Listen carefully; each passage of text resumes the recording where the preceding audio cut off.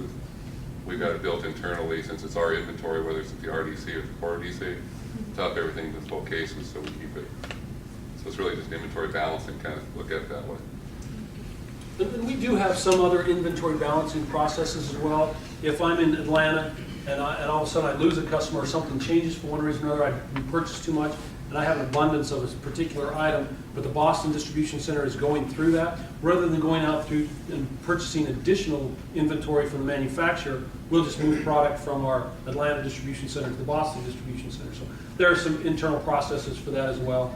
It's on a smaller scale. Typically it's one item, two items, that type of thing that move, and in smaller quantities. You said most of these POs are systematically created, so do you have often when the PO after it's created, and say somebody's picking, that somebody says go cancel the PO? Does that happen?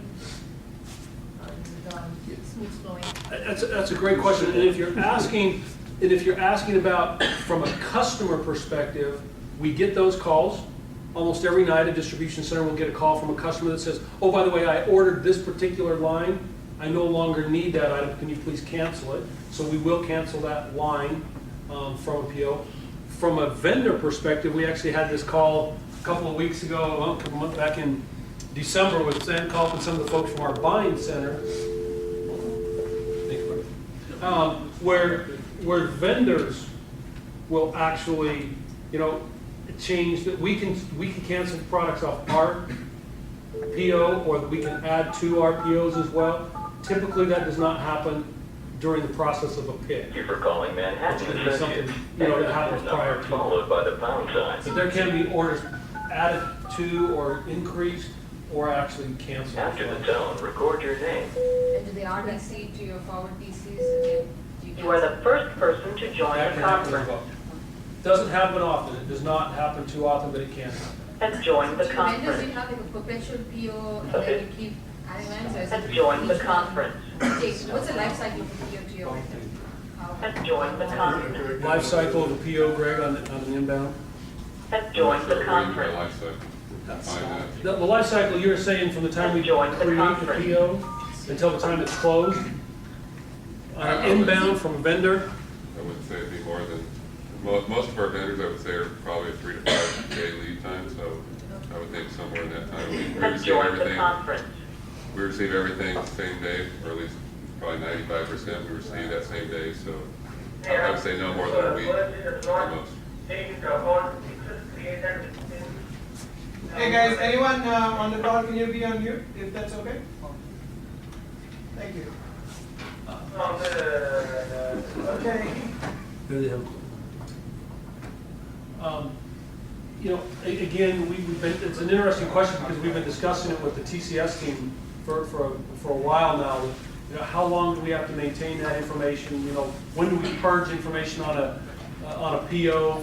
How long do we need to maintain it? What are some of the different steps and things there? So we've learned a lot about POs lately, but typically, that 3 to 5 days, every 3 to 5 days, or within 3 to 5 days, you're receiving the product. So, I mean, there are some vendors that, of course, are a little bit longer than that, but a lot of product going to the forward DC from the RDC, again, those things, in Salt Lake, again, our order was always picked on Wednesday night, the truck left on Thursday morning. We received it on Friday morning at about 3 o'clock in the morning. So basically, it's team driven from Memphis in. Do you export anywhere other than Canada? In Canada, you don't have any DCs today, right? Do we have any DCs in Canada? We do, but that's part of the McKesson Canada group. And due to laws, regulations, and so forth, there's no movement of product back and forth between U.S. Pharmaceutical and McKesson Canada. So, but they do have distribution centers and a network similar, almost identical to what we do. Greg and I have a good friend that we've worked with for years and years, who was the distribution director of operations in Southern California for a while, and actually got to go to Canada and spend about 6 months working in one of the distribution centers in Canada. Spending time up there working with them and really helping them learn some new efficiencies and so forth. So they have their own suppliers and manufacturers that they source from? Definitely, they're going to be the same suppliers But again, they're gonna have their own ordering process, their own PO system, and you know, procurement. That is not done through our Carrollton facility. Do you have any special auditing or logging requirement because they're in pharma? Do we have any, what type of? Any special auditing or logging requirement that maintaining log or audits or anything for this? Yeah, the question is, do we have any special auditing procedures or regulations that we have to apply by?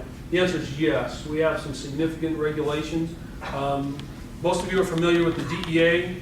As a distribution center manager, DEA agents in Salt Lake City were some of my good friends.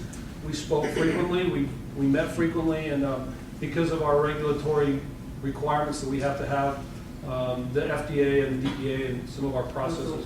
What kind of records our application have to create for you? Like from the warehouse or transportation application? What Yeah. kind of record do you expect from these systems? Yeah, great. Again, good question with the what kind of records. For example, with all of our controlled substance products, we have to monitor that from the time we receive it. And again, that's what I mentioned earlier, that there's some manual intervention there, because we do have to maintain certain records for all that product. We have to count it every month. Month-end reports have to be sent to regulatory groups for it. And then as we ship it out, we have to also have additional records for all of those shipments. So, and again, that's for a small portion of our product. That's really for our controlled substances. For pharmaceuticals, again, there's some reporting we have to do on recalls and some other things like that, where we have to maintain records for that. But typically there aren't too many for just pharmaceutical or OTC product. For your inbound transportation, how much is it prepaid versus collect? Inbound versus collect? Prepaid. Prepaid versus collect. Right now it's about 99% prepaid versus 1% collect. That's changing with our new TMS system. Again, that's one of the items that we were able to identify where we had been missing out.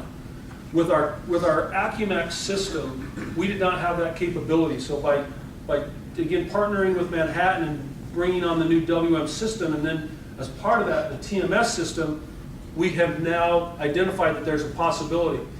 There's a group working, with Manny and some other folks here that is changing, and we actually have now identified 4 vendors. 4 vendors have now started that process with us just in the last 4 months, and we were in Dallas with that team last week, and they indicated to us that 2 weeks ago they were in New Jersey and met with 5 other vendors, many of them very interested in this process, but right now it's very limited. It's a prepaid. So definite opportunity there. I want to say, why don't you hold just, I was afraid that people are going to pass out, I'm going to give you guys a break. So hold your questions, we'll come back and continue with questions. Why don't you take a quick 5 minutes, just go use the restroom, get a drink if you need it. So come back at 10 after, and then we can pick it back up and you guys finish up.